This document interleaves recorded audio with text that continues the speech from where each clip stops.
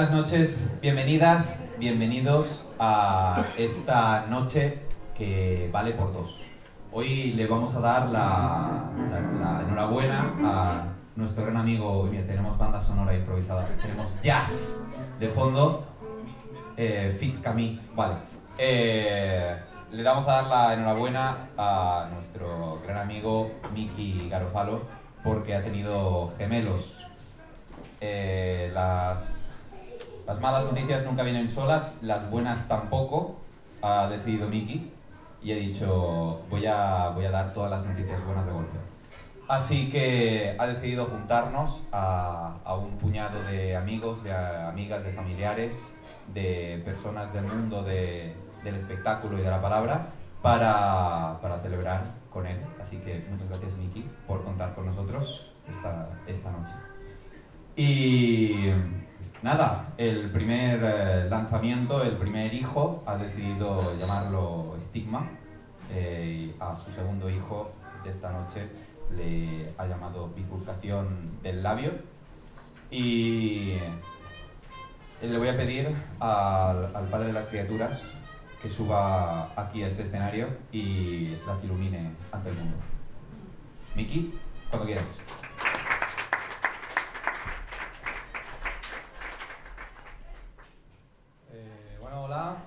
Hola compañeros, amigos, familiares. Bueno, voy a ir al hilo de lo que decía Víctor. Si estos son mis hijos, hoy ya los echo de casa. Acabo a correr. Entonces, he amenazado y es verdad, esta es la única presentación que voy a hacer porque no me interesa la verdad demasiado. Me gusta escribir, me gusta que el libro exista y poder compartirlo, pero esto de presentarlo no termino de encontrarle el punto, ¿no?, a la promoción. Supongo que con los años ya me debo a otra cosa. Nada, lo que quería decir es que muchas gracias por estar aquí y intentaremos pasar una tarde agradable. Hay un momento que empezaré a hablar mucho de mis libros. Notaréis un chirrido, son las puertas metálicas cerrándose, ¿de acuerdo? Porque empezaré a hablar de mi libro y eso se va. No, vamos a hacerlo cortito, vamos a hacerlo ameno, vamos a hacerlo entretenido. Voy a recitar, tenemos una compañera que va a recitar también, que va a interpretar, vamos a hacer diálogo y bueno, mi intención es que pasemos un buen rato. Así que nada, muchas gracias por estar aquí.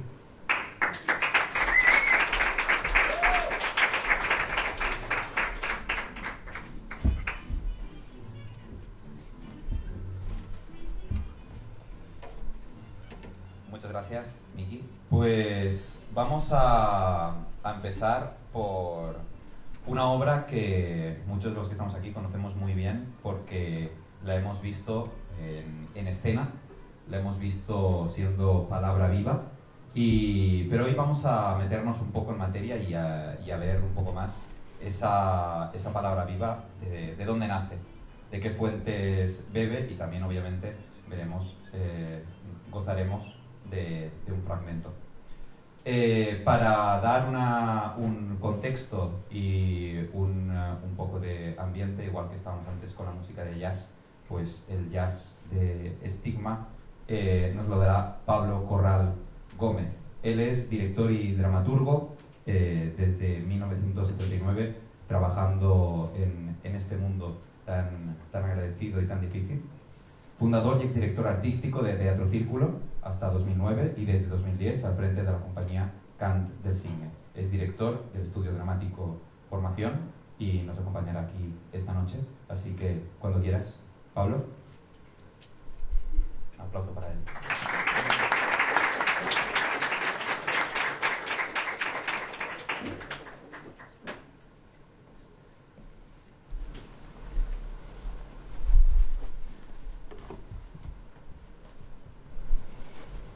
Bueno,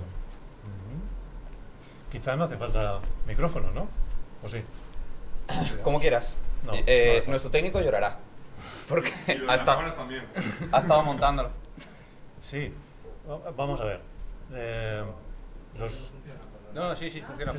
Tres que vamos a estar aquí no necesitamos micrófonos, salvo por una cuestión de grabación. Sí, claro. Entonces, vamos a evocar un poco cuando la tecnología en el teatro no era fundamento, sino lo que era fundamento era el dramaturgo, que por cierto yo no soy dramaturgo, yo no escribo teatro. No. Sí, gracias, porque sí que me gustaría, igual que me gustaría ser músico, pero no lo soy. Así que vamos un poco a los orígenes, porque quiero aprovechar entonces de esta manera, sacando algo de este texto de Estigma, que como sabéis, Miki, si no lo sabéis, hay una parte que vamos ahora a hablar, idea y escribe a través de un trabajo en el propio espacio con los actores, es decir, en un proceso de ensayos, que no es algo común, no es algo habitual, es algo raro. Y eso es lo primero que yo quisiera decir, aunque si tenéis el libro y tenéis el epílogo y tal, me encargué también de poderlo poner, porque es una escritura como tal, dramática, teatral, que se hace a través de un presente que desarrollan los propios cuerpos hablantes del actor, pero que tiene que recibir a alguien, un dramaturgo, esto sí es, en mí que es un dramaturgo, un escritor, y saber cómo organizar todo eso para seguir planteando en el siguiente ensayo. Pero entonces ahí tiene que haber dos, el dramaturgo y el director de escena. Un dramaturgo y un director de escena, mínimo. Así que Miki cumple esas funciones, o sea que extraordinario. Y estamos con un texto. Bueno, tú me dices, normalmente no me explayo mucho, mis alumnos lo saben, no me explayo con las palabras, pero me parece que ahora me está saliendo más de la cuenta. ¿Me dices? Sí, tranquilo. Vale. Porque Estigma, este texto es el primer texto que publica, pero la primera obra realmente formada de Miki.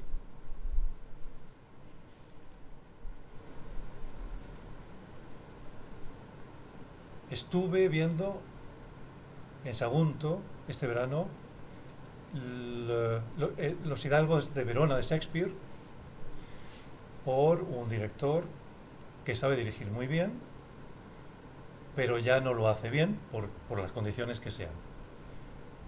Y lo vimos allí, en Sagunto. Bien, el texto de Shakespeare es de los primeros de Shakespeare.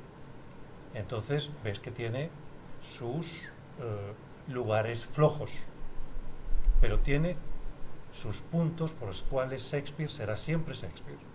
Tiene esos elementos brillantes, que yo llegué a casa, una obra que yo no había visitado desde hace no sé cuántos años, y miré determinadas cosas porque dije, ¡ay, qué genialidad! Este texto tiene que ver con esto.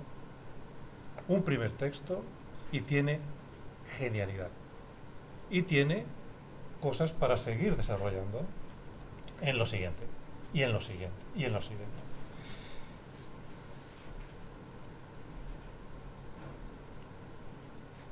La estructura.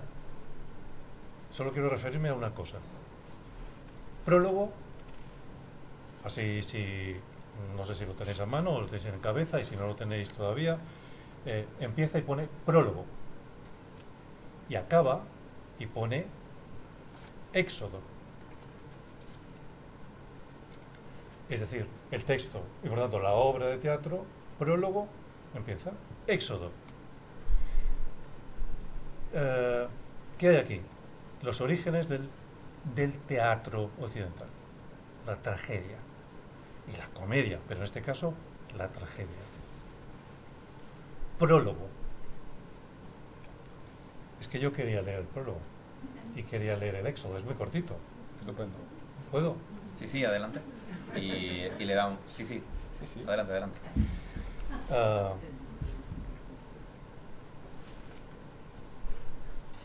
la paciente está en la camilla mirando un televisor. Lleva un corte en la ceja izquierda, la mano derecha inmovilizada con un cabestrillo y el pie derecho enyesado. El viento mueve las cortinas blancas. El doctor intenta encenderse un cigarro en la ventana. Su mechero no tiene gas. Los chispazos rítmicos de la rueda contra la piedra. Silencio. El doctor. La negra fuma. El doctor busca en un bolso colorido que alguien se ha dejado sobre el sillón. No encuentra un mechero. Mira el libro sobre el sillón. Lo examina. El doctor. ¿Lees tú o te lee ella? Vuelve a probar su mechero. Funciona. Se enciende el cigarro y va a la ventana, preocupado porque el humo no entra en la habitación. Fuma. Pausa. El doctor mira su móvil. Sonríe. El doctor dice un texto. No lo voy a leer.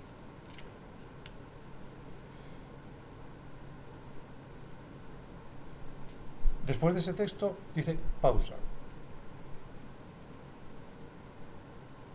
Y dice el doctor, ahora, después de esa pausa: he traído buenas noticias. ¿Me vas a decir que no quieres saber las buenas noticias? Pausa. Sé que puedes hablar. Silencio. El doctor: deja de tomarme el pelo. Suena el móvil del doctor. Y aquí se alarga la sombra de las manos y a su señal, como insomnes soldados en la trinchera, le siguen todas las sombras. No voy a seguir. ¿Acaba? No voy a seguir. Acaba en un poquito. Éxodo.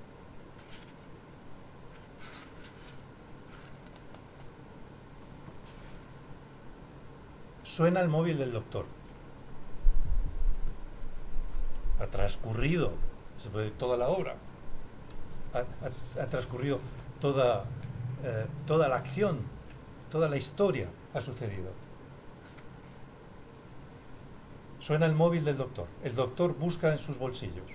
La paciente, que no ha sacado su cuchillo, lo esconde en las mantas. La paciente, casi imperceptible, dice otra vez. El doctor: ¿estás hablando? El doctor mira su móvil y corta la llamada. Pausa. El doctor: ¿quieres o no quieres saber cómo te encuentras? Paciente, casi imperceptible: sí. El doctor: ¿qué has dicho? Paciente: que me digas lo que tengas que decirme y me dejes en paz. El doctor se ríe, silencio, y dice: Alicia, te estás recuperando.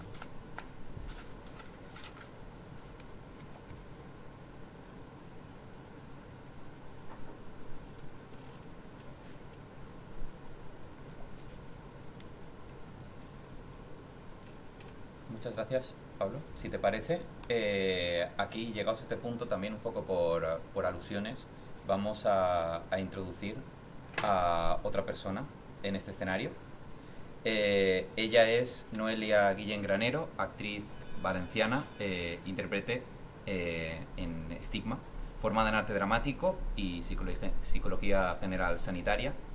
Y la voy a invitar aquí a sentarse donde estoy yo sentado y a que iniciéis un diálogo. Como punto de partida de ese diálogo, y a raíz de lo que hemos estado comentando, me gustaría que Noelia nos comentase cómo ha sido, cómo ha vivido ese proceso de creación de la obra. ¿Te parece bien empezar por ahí? Bueno, pues un aplauso para Noelia.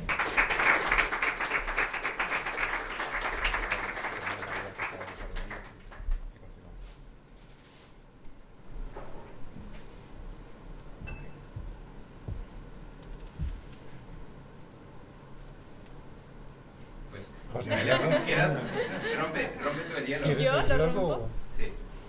Eh, ¿Cómo ha sido? ¿Cómo ha sido el proceso de creación?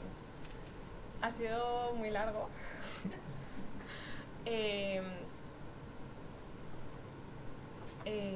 Ha sido muy bonito, muy intenso, todo esto podría decir, pero sobre todo ha sido muy interesante por cómo a mí me ha permitido trabajar el personaje. Cuando ya acabamos, pasó un tiempo, pues igual 2 meses, en los que igual pude reflexionar sobre cómo había sido todo el proceso, porque el proceso ha durado 2 años, más o menos. Disculpadme, es que la manía es mi actriz. ¿La oís bien al final? Mucho, ¿eh? Ahora no. ¿Me pongo el micrófono? Vale. Sí, ahora sí que cogéis un tono más de casa. Y Claro, y hablamos muy ya no se despacio. escucha bien, Vale. la verdad. Sin problema. Nada, estaba diciendo que el proceso ha durado como 2 años y al tiempo de haber acabado con las representaciones y como en ese tiempo de después de poder reflexionar y verlo con distancia, me di cuenta de que el proceso más que nada me había como permitido crear 2 personas. O sea, yo lo pienso, ¿no? Pienso como los personajes que hemos hecho, que hemos trabajado, que Miki nos ha dado, ¿no? Que me ha dado, pero también en todo lo que he puesto, ¿no? En esos personajes. En esa creación que igual en un proceso más acelerado, como creo que lo que estabas diciendo, ¿no? Que se hace ahora por los tiempos de trabajo, no se da. Y sí que es cierto que el proceso ha sido muy largo, se podría abortar, pero me ha dado algo que igual he hecho de otra forma, ¿no? Más rápida o más, quizás como más productiva, ¿no? Más de producción, no habría podido conseguir. Para mí los personajes han sido, pues es que, pues 2 personas con sus mundos internos, con el vínculo, con el otro, muy profundo, diría esto.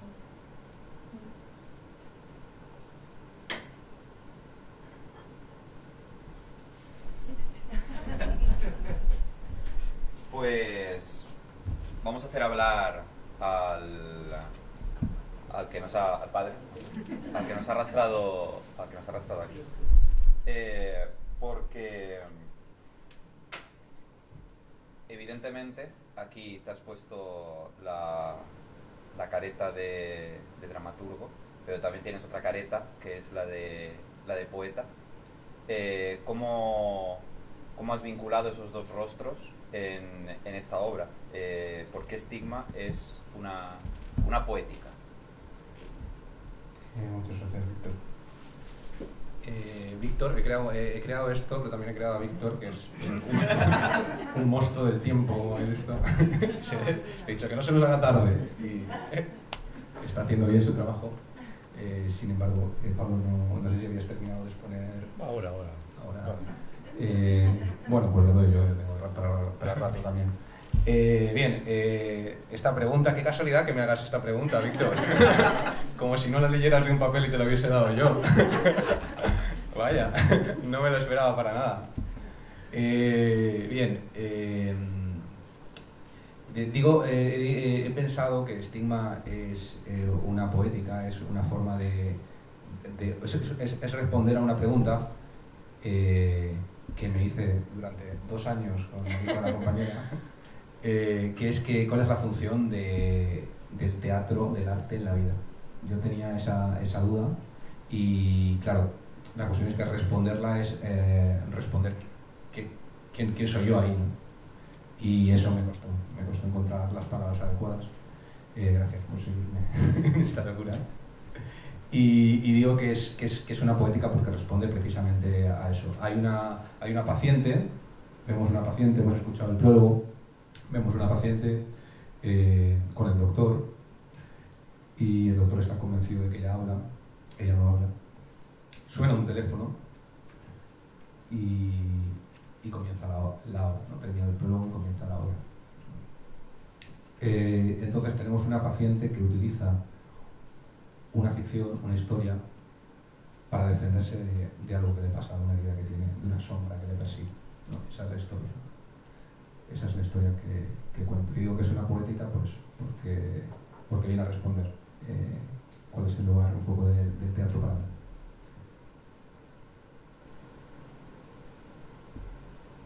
Y es esto, tampoco tengo muchas más palabras. Ahí, por ejemplo, puedo enganchar. Porque, claro, Miki dice prólogo, y lo habéis escuchado, así lo compartimos ahora, y empieza la obra. De cierta manera podemos decir, no, la obra ya ha empezado, el prólogo es obra. Pero de otra manera, todavía no ha empezado a existir algo. Esta es la cosa que me parece en la estructura interesantísimo, porque es raíz del teatro, que tú has querido tomar así, ejemplo de los maestros nuestros griegos. Entre un sonido y otro sonido, es decir, entre el sonido del móvil y el siguiente sonido del móvil, éxodo, primero prólogo, el segundo éxodo, sucede la obra. ¿Qué sucede? Sucede un intento de nacer. Esto es extraordinario en Estigma. Un intento de nacer es la constitución de alguien que no sabemos que se llama Alicia hasta que en el Éxodo se nombra como Alicia. Y durante todo el tiempo se está buscando a Alicia. Es extraordinario. Eso es Edipo. Edipo no sabe quién es. Cree, pero no sabe quién es. Y recorre. Y mata a su padre. Y hace que su madre se suicide. Es un recorrido nefasto, pero que nos sigue en nuestra cultura. Por eso no ha empezado la obra aún, pero ya ha empezado a querer nacer alguien. Por eso, en el Éxodo se dice no. O sea, se dice no, escuchamos, ya habla. Para mí es extraordinario porque es el llanto, alguien viene, llora, llanto, pero está por ser algo. Y tiene que utilizar la palabra. En este caso, más poética que nunca tiene que ser. La palabra. Dice, no, que hablas. No hablo. Hablas y está construyendo su biografía. Esta mujer que al final, en la fábula, es que a ver dónde está Alicia, a ver dónde está, a ver mi hermana, a ver mi madre, dónde está. Es ella, está construyéndose. Éxodo. Y el éxodo. Y al final, porque sabéis que en el prólogo todavía no ha salido el coro. Es decir, la colectividad no ha aparecido. Por tanto, si no aparece la colectividad, el individuo no es nada. Está por venir. Aparece la colectividad. Y en el éxodo ya se despide Se despide la colectividad habiendo dejado, a través de una resolución de algún tipo, algo constituido. Sea a causa del destino, que lo era, pero bueno, aquí hay destino, bueno, ya eso es cuestionable, o interpretable, ¿no? El tema, ¿no? De un sonido a otro sonido. De un llanto al canto del cisne. ¿Ven? Al canto del cisne. ¡Pum! Aparece mi nombre. Aparece su nombre. Estos son los destellos interesantísimos de Estigma. Que, bueno, no sé si he hablado así, pero sesiones que tuvimos, todo esto iba saliendo. Bueno, porque yo tengo que decir, acompañando en esa creación de escritura también escénica a Miki, bueno, y a Noelia, interpretación, pero ahora hablando de la presentación del texto, no tanto del montaje, veía como Miki, a ver si lo interpretamos bien, no era dueño de sus palabras. Las palabras se iban adueñando de él. Esto no es fácil, ¿eh? Esto, hablando de la escritura, de la facilidad con que se puede publicar ahora por muchas razones, esto distingue a un escritor de quien no lo es. Y aquí hay mucho de esos momentos donde las palabras que habías recibido por una parte, pero no eran exactamente una copia. Bueno, un gran texto de alguien que es el primer texto y que no tiene que quedar aquí. Que después de los Hidalgos de Verona tienes que llegar hasta por supuesto Relier y La Tempestad, la última. Tienes que llegar hasta La Tempestad. Gracias, Pablo, por tu confianza. Bueno, yo te acompaño, ¿eh? Gracias. Muy bien, sí, creo que... O sea, yo la verdad, cuando dices que lo de las palabras, sí, yo tuve... bueno, Noelia también lo sabe.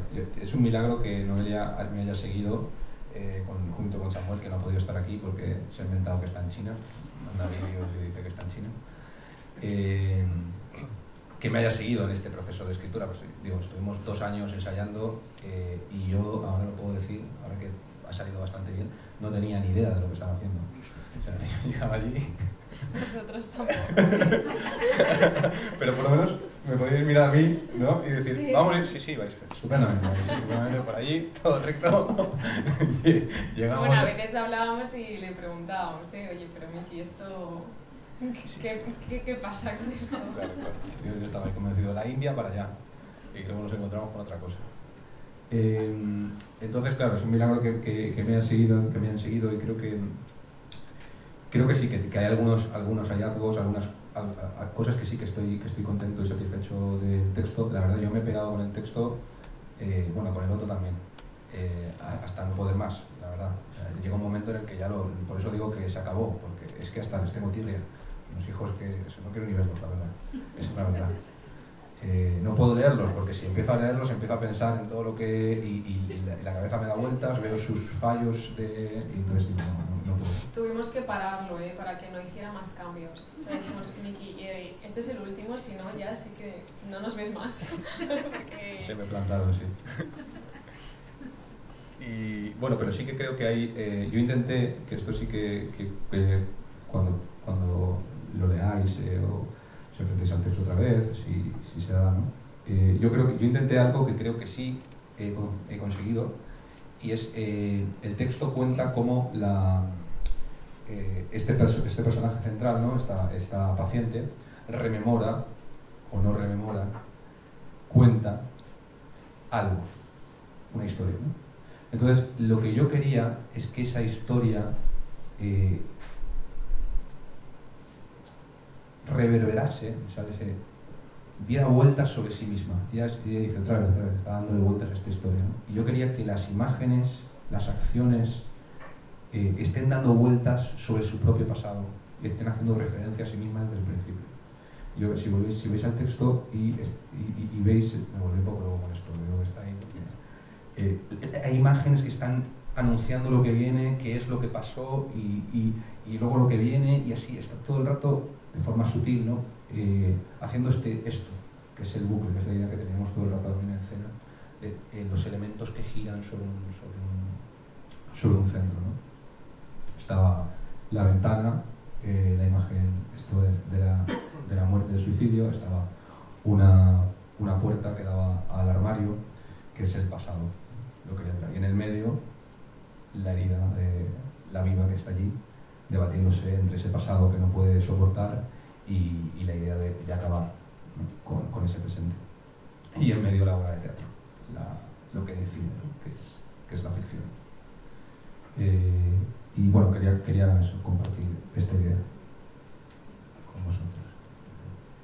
Y creo que tachamos me he adelantado la última pregunta, Víctor. ¿Ahora qué vas a hacer? Pues hacer que os calléis, la verdad, porque hemos escuchado muchas reflexiones sobre esta obra y ahora no sé vosotros, no sé el público, pero a mí, y como tengo aquí un poco la palabra y el control, pero que me dé la gana, lo que me apetece a mí, es escuchar un fragmento de esta obra. Así que, Noelia, ¿te parece? Sí, ese es el plan. Lo he pillado.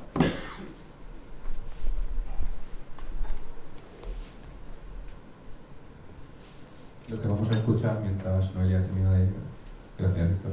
Es uno de los monólogos del personaje principal, que se llama Juja, que es uno de los personajes que interpreta la paciente, esta figura que os decía en un principio en el prólogo que aparece. Así que, cuando quieras. Está Ava, está Alicia, está Carlos y está mi madre. Mi madre viste un vestido blanco. Es su cumpleaños. Ella siempre dirá que el mejor de su vida. Estamos en el restaurante al lado del mar. Hay globos de colores. Y está el viento. Está el olor a sal. Está la arena. Al lado del restaurante hay un parque para niños. Carlos está sentado en la mesa. ¿Por qué nunca dice nada? Y está mi madre. Está mi madre que pide que cuide de mi padre, que le haga caso. Y yo le pregunto que dónde está papá. Y ella me dice que está viniendo. Y salgo a buscarlo. Y voy al parque, pero no está. Y voy a la playa y tampoco está. Entonces empiezo a cavar el arena. A hacer un hoyo con las manos, como si fuera un animal hambriento buscando un hueso escondido. Cavo todo lo hondo que puedo. Cavo y sigo cavando, y la arena está cada vez más mojada.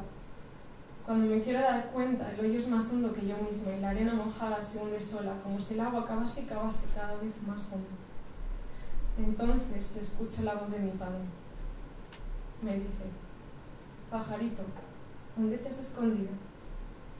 Y yo miro al cielo y he cavado tanto que está lejos, pero puedo verlo, y allí en lo alto veo cruzar un globo rojo y de pronto tengo 5 años y estoy escondida dentro del armario, tapada con mi manta de flores, y escucho: pajarito, no está bien que te escondas de tu padre.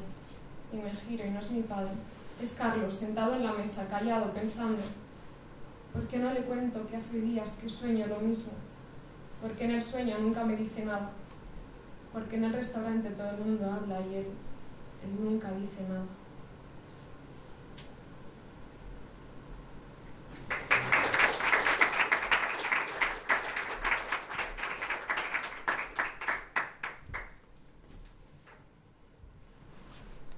Pues, si os parece, vamos a hacer un cambio de escena ahora mismo.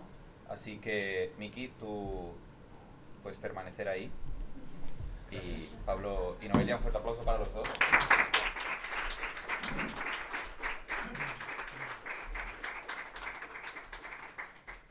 Y ahora, pues para que no esté celoso, claro, le vamos a hacer caso a la otra criatura. La otra criatura decidieron llamarla bifurcación del labio y tiene un padrino. Esa persona que hará de padrino de la obra aquí esta noche es José Antonio Santano.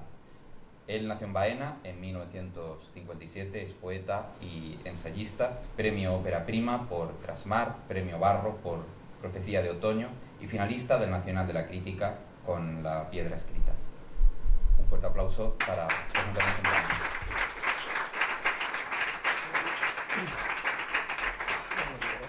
Luego, bueno, si quieres sentarte. No, porque voy a leer un breve texto de Está introducción. estupendo. Y luego me siento para que podamos ya dialogar en la materia, ¿no? Entonces he preparado un breve texto, como digo, de introducción, ¿no? Primero por saludarlos a todos.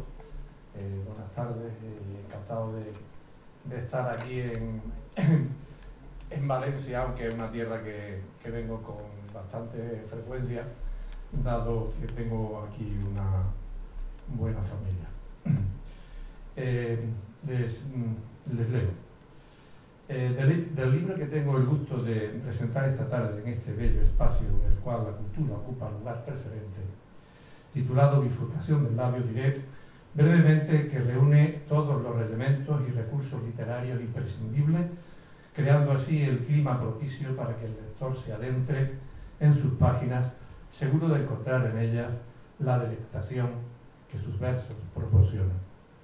Bifurcación del labio del poeta argentino con nacionalidad italiana y residencia en esta ciudad de Valencia, Miki Garofalo, fue considerado en su día, tras el fallo del jurado calificador del V Premio Internacional de Poesía Joven José Antonio Santano, un texto sobresaliente de un profundo sentido del lenguaje poético, una definición de tópicos en absolutos que abarcan y envuelven al lector por su forma lírica y sin complejos, por su verso al borde de la justeza y sobre todo por su arriesgada apuesta en la subversión de los convencionalismos a través del cómo, su rebelión semántica e irreverencia gramatical.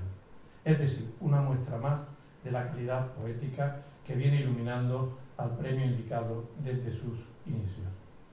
Escribe el poeta Basilio Sánchez en su último libro, El buen lugar, editado por el sello valenciano Pretextos, acerca de la poesía. La poesía es una forma de amar secretamente las cosas que prefieren mantenerse en secreto. La poesía es el instante en el que la evidencia sencilla de las cosas, la belleza profunda de su pura y despojada verdad, nos conmueve y fascina. Miki Garofalo nos convoca a sentir y contemplar la belleza de las cosas, su alma, de tal manera que todos los silencios del mundo se transforman en palabras que vuelan por el espacio sideral hasta convertirse en titilantes estrellas que alumbran el pensamiento y la vida de los hombres. Concluyo esta breve exposición con la lectura de uno de los poemas de Bifurcación del labio, concretamente La palabra no dicha, que aparece en el libro traducido a 10 idiomas, incluidos los 3 cooficiales, y que me parece representativo de la voz del poeta Garofalo, que ahonda, que no se queda en la superficialidad de la vida, sino que se adentra en lo mistérico y desconocido para alumbrarse a sí mismo, pero sobre todo para alumbrar al mundo. Sacar de mí este sinsentido de voz larga, como encontrando en el tejido de mis pensamientos un hilo descosido, y tirar de él y quedarme mudo, y después de mudo amarrar con ese hilo las cosas para decir, aferrándome a lo que nombro, y que las cosas en mi palabra se reconozcan. Muchas gracias.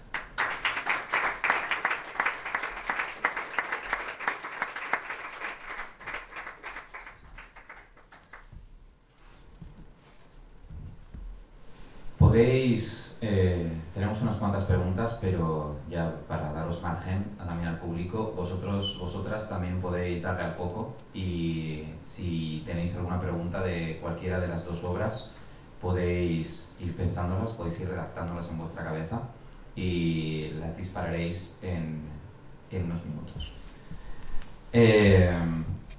Por romper un poco el hielo,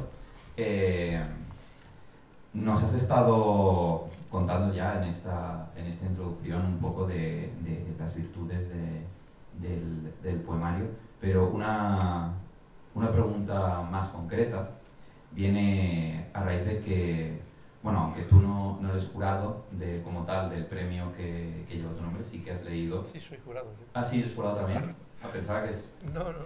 Ah, pues mira, jurado y además... No, soy el presidente del jurado. Ah, pues mira, no solo votos, sino que además el voto decisivo.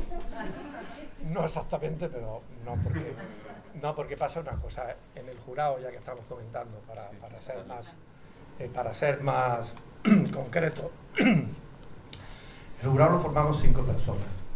Y aunque yo soy el presidente por llevar a mucha honra y con mucho honor mi nombre unido a este premio internacional, que es en el que ya hemos llegado al número 5 y ya está convocado, la sexta edición ya está convocada para finales de este año.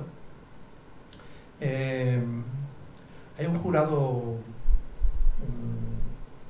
bastante atípico porque cada uno, bueno, este año a él le tocará formar parte del jurado por haber sido ganador del anterior premio, con lo cual ya también él va a conocer un poco cómo funciona, cómo es la mecánica del jurado de poesía en Baena.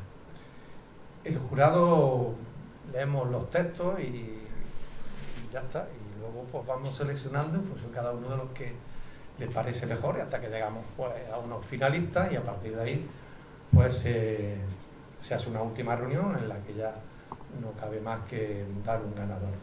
Pero yo sí puedo decir una cosa, y es curioso porque nos repartimos los libros, ¿no? O sea, nos repartimos, como eran casi 100, me parece que eran, pues bueno, para unos 20 cada uno, más o menos, ¿no? Pero yo sí, no sé, quizás por esa responsabilidad que tienes, ¿no? de ser el presidente y tal, puedo decir que sí me los leí todos. Bueno, leer todos también, hay que ser un poco sincero, ¿no? Los libros se leen, más que se leen, se hacen catas, ¿no? Porque leerte todos los libros, en algunos casos, cuando ya te gusta, sí es verdad que te lo lees, ¿no? Pero se hacen catas y entonces cada uno pues elige unos cuantos. Pero yo sí puedo decir una cosa, además me acuerdo hasta del número. El número 33, que se llamaba Bifurcación del labio, a mí me produjo un calambre, ¿no? En el cuerpo, un temblor fuerte, ¿no? Y desde entonces yo llevaba el 33. Y llevaba el 33, aunque no eran los que a mí me correspondían. O sea, a mí los que me respondieron no fue el que estaba Vicky, ¿no? Pero sí que nos produjo, y luego ya cuando llegamos al final sí vimos que era un texto difícil, ¿eh? Es un texto difícil.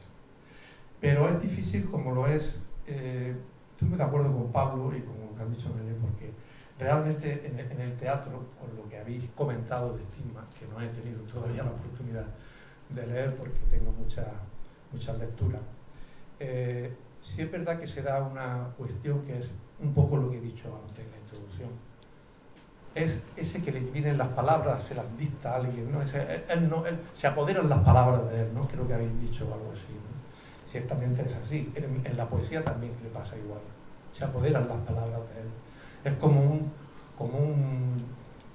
un relámpago y al mismo tiempo un terremoto, ¿no? Esa es una cosa terrible porque la palabra se va justificando en función de esos instantes que habla también Basilio Sánchez, ¿no? De ese instante de lo secreto, ¿no? De lo desconocido, de abismarse, porque a mí me parece que ese abismarse de la palabra es un poco lo que juega en él la poesía, que es los silencios. A mí me llama mucho la atención siempre, yo soy un poeta de los silencios, me gusta mucho dejarme atrapar por el silencio. Y no importa de que sea el poema que esté escrito el poema, pero atraparme por el silencio y por la mirada propia del poeta, porque él tiene una mirada muy honda. Y esa es, yo creo que ese es un poco como en el teatro, creo que coincidimos prácticamente, ¿eh? No sabíamos nada, pero creo que coincide un poco en la personalidad literaria de Miki, coincide perfectamente, hasta lo que he podido comprobar ahora mismo, tanto en la dramaturgia como en la poética. Una poética muy pura, muy sencilla también al mismo tiempo, que es lo difícil, pero los silencios son algo tan importante que cuando lo vas leyendo te vas dando cuenta de que hay un silencio tras otro, aunque no aparezca, pero está ahí porque es esa capacidad que tiene para ahondar, para pertenecer al mundo de lo sagrado, al mundo de lo oculto, de lo secreto, ¿no? Que es donde realmente sirven, donde están los grandes poetas. Porque como he dicho antes también, Pablo, hoy día es fácil publicar un libro, pero no es tan fácil encontrar un buen poeta. Hay muchísimos poetas. Ahí vamos a la librería y podemos encontrar de jóvenes de 18 o 15 años incluso, que están vendiendo muchos libros, pero que desgraciadamente todavía no están suficientemente formados como para escribir un poema con el cual se le pueda dar el título de poeta, ¿no? Y eso, pues bueno, tiene sus ventajas y tiene sus inconvenientes. Claro, en las editoriales, aunque me salta un poco del tema, pero es verdad que las editoriales están al acecho, porque les produce beneficios, ¿no? Aquí no hay ningún beneficio. Este es un libro que se publica, a él se le regalan, yo creo que le habrán regalado más de 100, porque aunque decimos 100 ejemplares para el autor, una estatuilla y la traducción de un poema a 10 idiomas, yo creo que le habrán regalado alguno más. Porque es mejor que los tenga el autor. Yo siempre digo que es mejor que los libros estén en manos del autor, que no se pierdan en una caja en un local del ayuntamiento, ¿no? Entonces, creo que la virtud también de este libro, volviendo a él, es que me gusta mucho porque me gustó mucho, y la prueba es que nos gustó a todos los del jurado mucho, es porque es un libro que está estructurado, que tiene coherencia, que es coherente, que está cohesionado, que no es un libro del cual, que hay muchas veces que vemos, bueno, pues hoy veo una flor y le escribo sobre la flor, mañana sobre una fuente, pasado sobre una guerra, el otro sobre... No, es un libro que tiene un hilo conductor, bifurcación, la palabra no dicha, el no poeta, esa negación que al mismo tiempo es una aceleración y una confirmación de su capacidad para el juego de los contrarios, hizo que nos fijáramos, que me fijara en este libro porque está cohesionado, ¿no? Porque tiene una temática desde que empieza hasta que acaba, y luego es que está tan viva la palabra, está tan tremendamente ahí presente que es complicado no dejarse llevar por ella.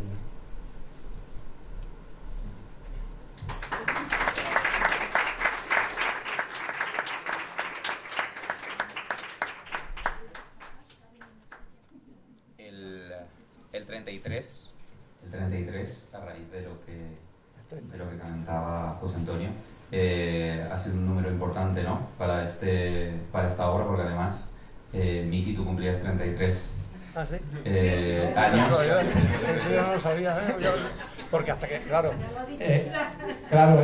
la cuestión está que nosotros no sabemos si cumple con las bases, que prácticamente hasta el final, suponemos que la está cumpliendo, pero hasta que no abrimos la plica y sabemos quién es, pues buscamos la fecha de nacimiento, pero no me había retenido yo con eso, Y yo sí que me voy a detener en sus 33 años, porque, claro, nos conocemos desde hace mucho, desde hace muchísimo, a lo tonto. Y he sido testigo de cómo ha ido evolucionando tu obra a Así que tengo una doble pregunta para ti. La primera es que esa evolución, ¿a qué se debe esa evolución obvia que muchos de los que te conocemos veremos de el Miki que hacía poemas espectáculo, poemas muchas veces que su peso lo depositaba en el humor, en los giros, en los juegos de palabras, a este Miki mucho más maduro, como podemos ver en las dos obras, que con una reflexión mucho más profunda, mucho más introspectivo. Y la otra cosa que te quería comentar, y que igual está relacionado a las dos cosas, no lo sé, es si Estigma fue un proceso de 2 años de creación, este poemario, Bifurcación del labio, de dónde parte, cómo ha sido también ese proceso y cuántos cambios. ¿Ha tenido alguien también que decirte basta? Muy bien, muchas gracias, Víctor. Pues bueno, sí es verdad que el primer poemario que saqué casi era un divertimento, o sea, si lo leyeras los anteriores, ¿quién es? ¿Te cuenta quién es? ¿Quién no es? Es otra cosa totalmente diferente. Es parte de otro lugar. Y la verdad que yo, sí, es como que me aburro un poco de mí mismo, porque claro, cuando tienes que, ya sabéis, ¿no? En la vida, en la rutina, en la vida tienes que hacer muchas cosas que no quieres hacer. Siempre hay alguien que te dice que hagas algo, esto o aquello, ¿no? Y en eso va consistiendo vivir, ¿no? Vas haciendo cosas por dinero o demás. Pero escribir, eso para mí es un lugar en el que puedo hacer lo que me da la gana. O sea, soy el rey absoluto, o sea, es una dictadura pero feroz. Y ahí es donde yo puedo hacer eso, lo que me dé la gana realmente. Y en principio, con Ojiplático, que fue el primer poemario, había un poema que era recitate un poema que como que lo recitaban en bares, ¿no? Y la gente, los colegas me decían, Miki, recítate un poema. Aquello empezó a ser un poco horrible, porque ese poema, que ya ves, un poema que sin más, me perseguía. O sea, al final quería destruirme, quería que yo no existiera más que para él. Y sí, era terrible. Y entonces, no sé, ya me veía ahí en el funeral, ahí, pues Miki, que ya no se puede recitar un poema, pero voy a recitar este poema, pues ya hasta el final. Era, bueno, una serie de juegos, una serie de poemas, pequeños hits de bar que me perseguían, me querían destruir. Entonces tuve que pegar un giro a mi poética, porque ya aquello ya no iba a ningún sitio. Y por eso en realidad tardé bastante en hacer este poemario. He dicho otras veces que si dijera las versiones que hay de este poemario, no sé si sería bueno, sería un elogio o todo lo contrario, porque he hecho muchas versiones de ese texto. Bueno, el texto lo cuento un poco, lo que cuento es verdad, o sea, realmente no estoy ficcionando, o sea, escribí un poemario en el que estuve un año trabajando, y lo que hay de ese poemario, de todo ese poemario, es el poema que has leído. O sea, lo demás lo taché, lo fui tachando, porque desconfío, la verdad es que desconfío mucho de la poesía. Yo soy un poeta que desconfía muchísimo de la poesía. A mí cuando me vienen con un poema, cuando veo un poema, esa es la verdad, me cuesta mucho porque lo que yo busco en un poema es algo que muy pocas veces lo encuentro, y cuando lo encuentro digo, esto sobre todo hablo de la poesía que me muevo, la poesía de Vale. Entonces, buscando eso otro que no sé qué es, que ahí está contado en el poemario, hice una cantidad de versiones que es absurdo. O sea, yo, pues eso, iba terminando versión 1, versión 2, versión 3, versión 4, versión 5, digo, al final, intentando que no me entierre la otra poesía, me va a enterrar esta. No, esto va a ser así. Y yo dije, este premio, la posibilidad de que este texto exista, digo, en cierta medida ha salvado a un poeta, porque yo es lo mismo que Estigma, yo no sé lo que estoy haciendo. O sea, si esa palabra que va por delante mío es que estoy buscando que sea así, y yo no sé qué valor tiene.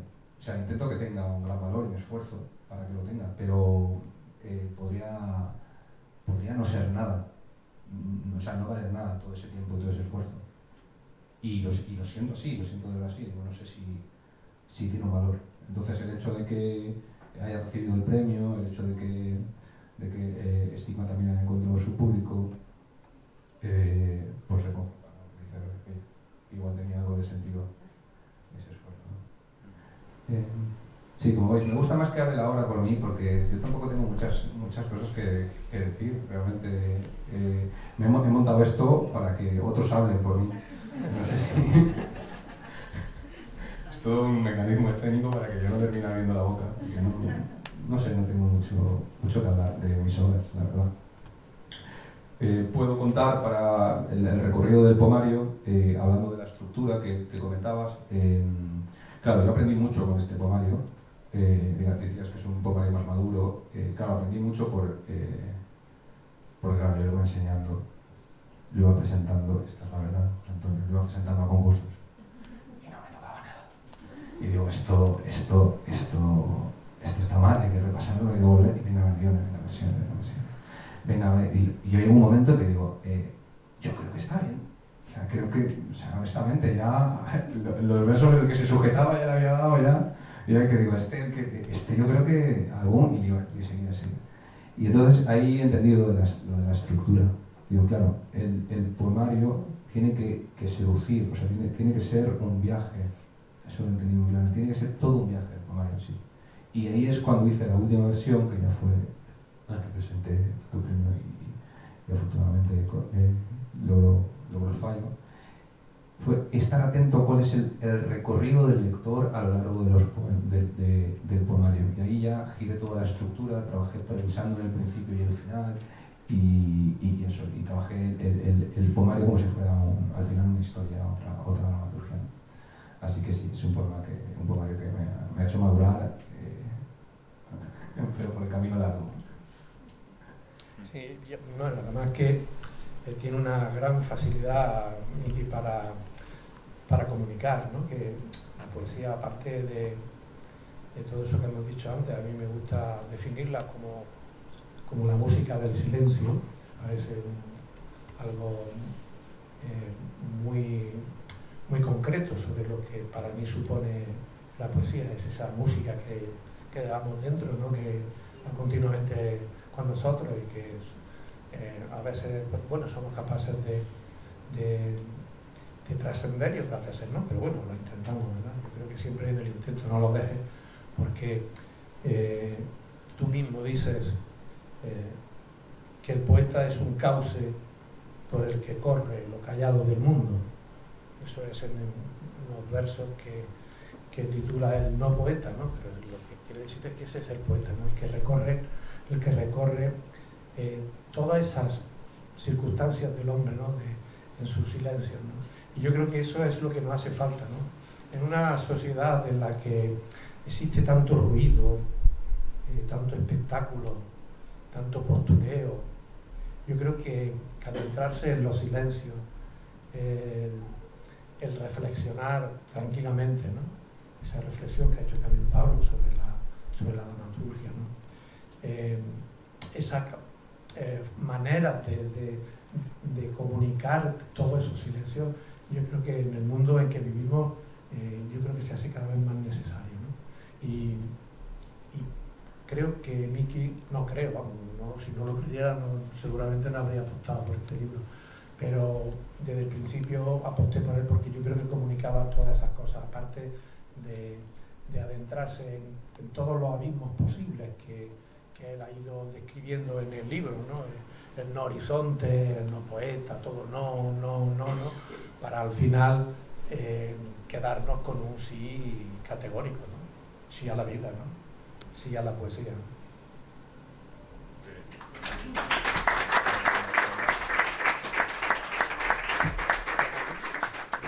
Repita tu poema.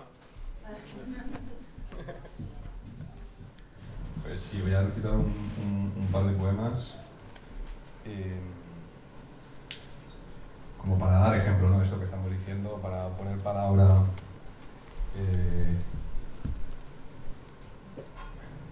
El poemario, siguiendo con la estructura, se divide en dos partes. Se llama bifurcación del labio, está la parte que se llama bifurcación del labio y está la parte que se llama júbilo. Bifurcación del labio, hay dos conceptos que se están jugando, que es el labio y la bifurcación. El labio tiene que ver con lo que yo traigo, con mi biografía, con mi vida, ¿no? Y la bifurcación tiene que ver con el intento de encontrar otra cosa. Entonces, toda la primera parte hay poemas que están en un lado o en otro lado. Voy a leer un poema de la parte de la biografía.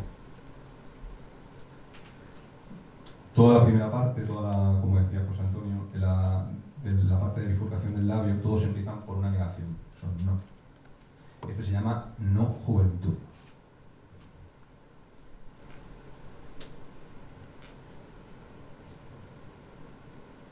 Tiré de mi largo pelo para ofrendar mi cráneo al cielo infinito de la noche. Abrí los ojos hasta desorbitarlos y los solté a volar como mirlos hambrientos. Uno puede caminar descalzo si soporta la herida. Me subí a los lomos de los buitres que pensaban como yo. Volé pegado al sol, superé los 23, los 24, los 25, los 26. Mis dientes brillaban en la noche, mi sonrisa desafiaba la muerte. Era joven aún, hasta que dejé de serlo. Acurruqué los huesos en la cama donde perdí lo que aún quedaba de niño en mi forma. Hubiera sido tan plácida esa muerte. El día que me miré muerto ya, dejado morir, nació el odio a mí mismo y de mí mismo a todas las cosas. Puse de pie mi cadáver y escupí sobre la arena de mi lengua el primero de mis nombres. El segundo poema que voy a leer se titula No Horizonte y habla de eso, partimos de algo, ¿no? que traigo y algo que busco. Se llama No Horizonte. Un llanto terso de luciérnagas claras señala el lugar donde merece ser puesto el cadáver, como si de verdad mi cuerpo estuviera hecho de luz. Es un pasmo, como el devorarse de las abejas a sí mismas. Es como si algo caótico y hermoso se apoderase de tus ojos y así cambiasen progresivamente su forma, hasta dejar de ser ojos, solo vaho, solo bostezo, humo, aire, mínima contracción de la memoria. El hombre ha venido a la tierra a imponer su orden de máscara deshecha. Todo lo vivo oculta lentamente su grito.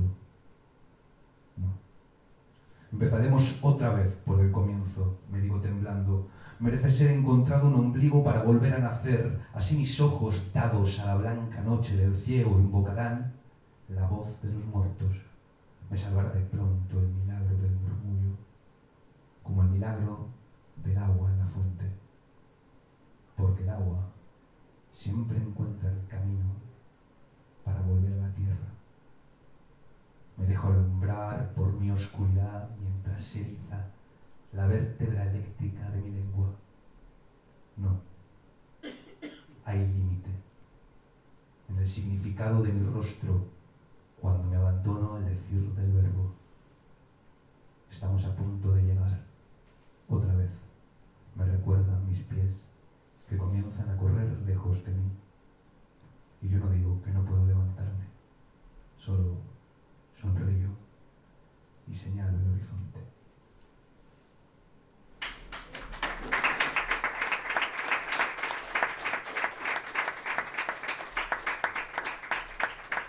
Hoy con dos poemas más.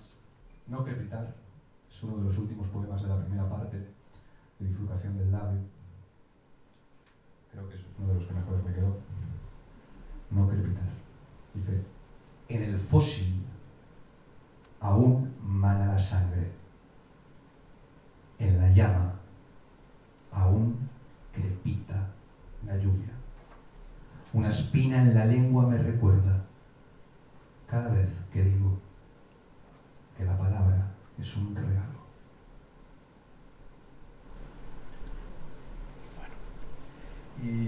terminar con un poema que se llama Brizna. Pertenece ya, Brizna, como veis el título, ya no hay una negación al principio, ya pertenece a la parte del principio del júbilo. Y es un poema que bueno, escribí una noche, allí los amigos de vez en cuando nos vamos a la casa de otro amigo que está en la playa, es un lugar maravilloso, ¿no? Y allí pues bebemos y charlamos, ¿no? Y ya estaba yo rumiando este final, y en una de esas noches me escapé y estaba contento de estar con los amigos, la verdad. Y ya estamos en otro lugar. Dice Brizna. Como si entendiésemos en el mover de las olas un idioma que siempre ha estado esperándonos, algo que tiene que decirnos el aire y la roca, la sal y la espuma, todo lo que parece muerto y aún así vive en nosotros. Una lanza en mi lengua hirió la palabra, un verde celeste enraizó mis pupilas. Se nos da la oportunidad de amar lo que nos destruye. No importó que solo conociera de mí una montaña más oscura que la noche. Ahora algo que yo llamo amor vive conmigo. Es un Dios benigno esperando a que lo llame. Es una débil certeza como una brizna en el aire o un faro dentro de la noche. Mira, jubiloso como un niño travieso te enseño ahuecando las manos. He encontrado este escarabajo, este juego, este deambular. Este pequeño sentimiento que me salva. Igual que la muerte es propia, la dicha es única.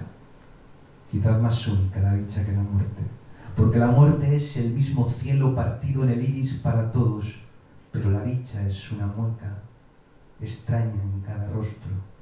Quizás lo que otros llaman Dios tan solo sea confiar en la vida.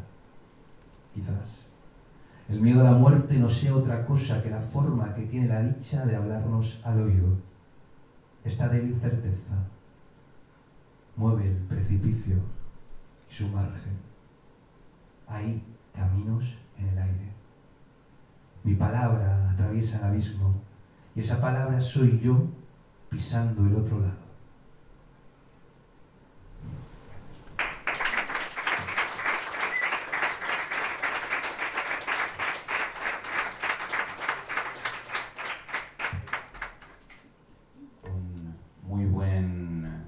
Final, como agradecimiento a tus amigos que están aquí acompañándote esta noche.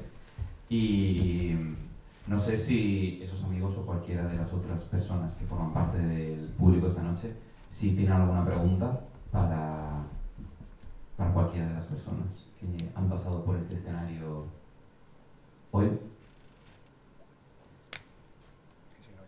Y si no ya me podéis preguntar.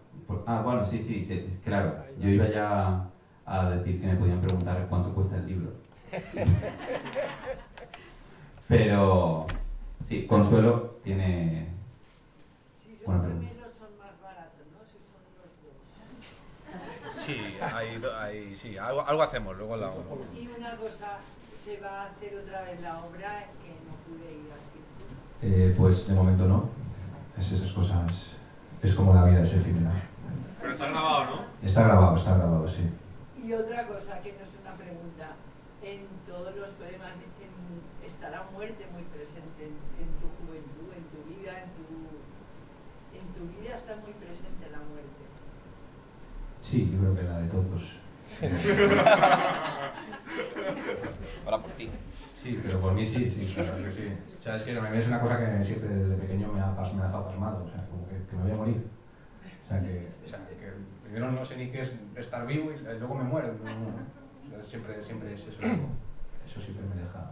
Pero porque yo creo también que la muerte forma parte de ese juego de contrarios, ¿no? De contradicciones de la vida, ¿no? Está la muerte, pero la muerte también llega a dar vida, ¿no? La muerte, cuando nos morimos, ya sabemos que nos hará gusano, ¿no?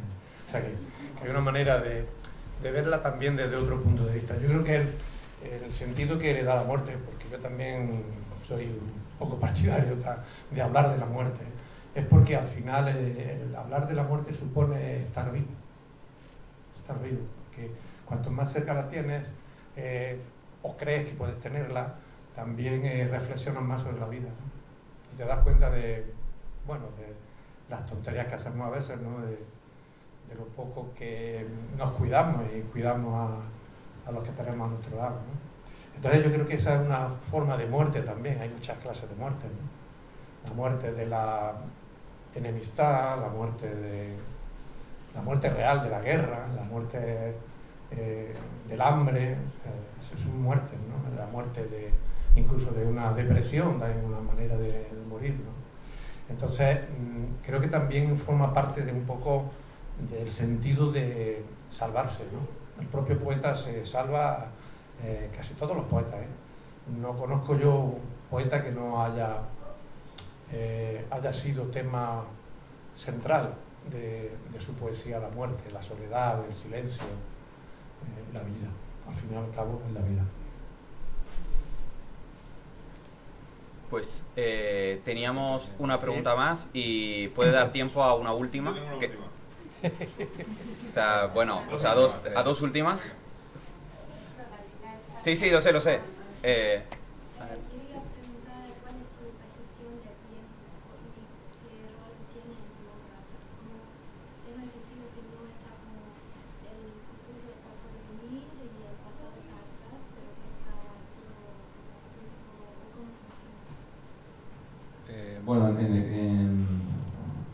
claro, yo no tengo ni idea, la verdad. O sea, es una pregunta... o sea, ¿cuál es la concepción del tiempo? En mi obra es una pregunta que quizás pueda responder dentro de 20 años o 30 años. No tengo una... Claro. Sí te puedo decir que en Estigma el tiempo está abolido totalmente.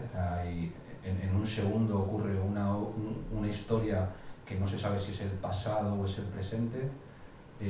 Y bueno, y en Bifurcación del labio el tiempo, que es la muerte, es lo central. Pero no sé si lo tendré.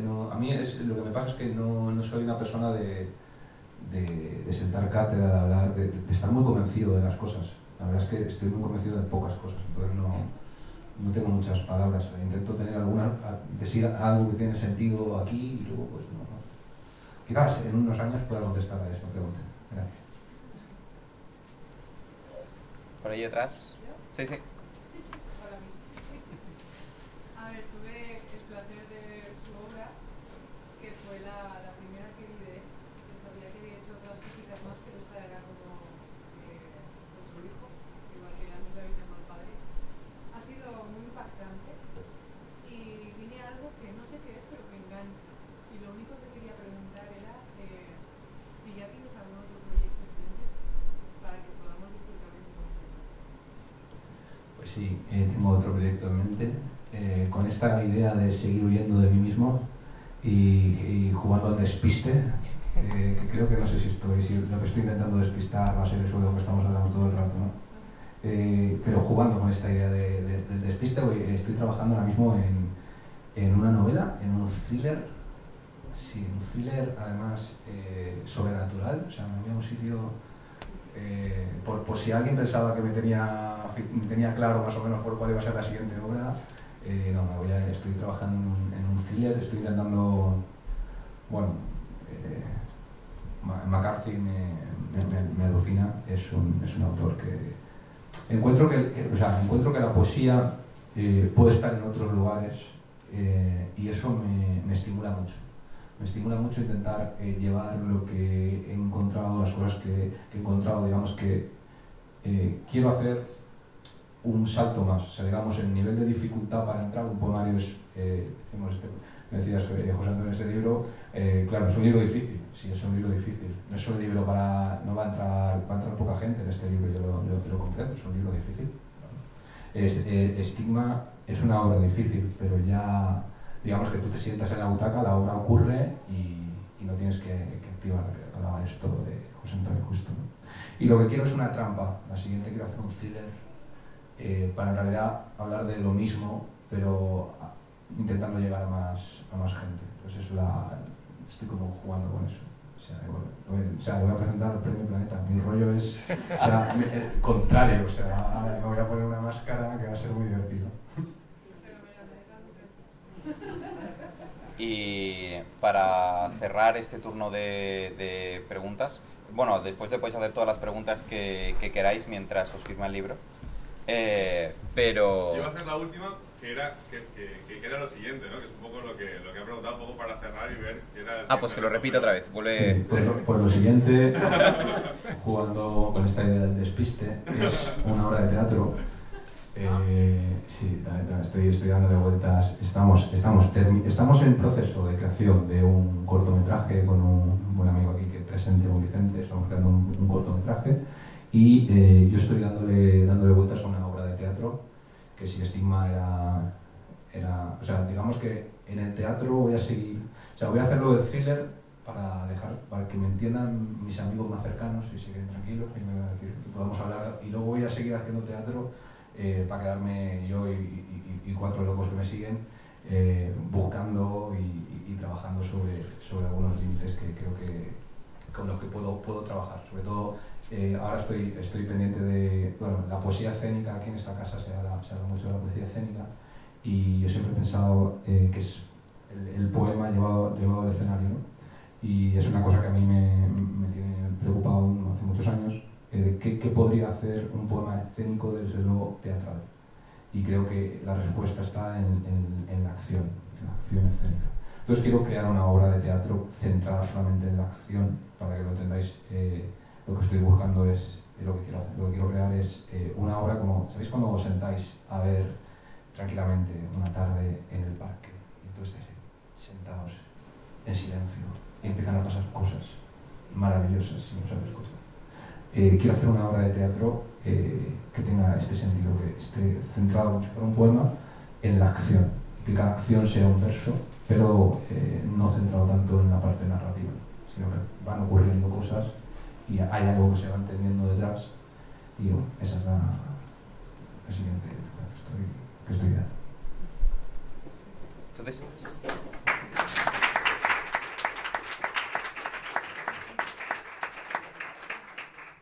Si te volvemos a preguntar cuál es tu próximo proyecto, ¿te inventarás una tercera cosa o...? Jugando con esta idea del despiste. Pues nada más, información importante que debéis saber es que si queréis algún libro le tenéis que preguntar a Sofi, que se acaba de levantar. Sofi, saluda. Saluda a todo el mundo. Vale, Sofi estará ahí en la mesa.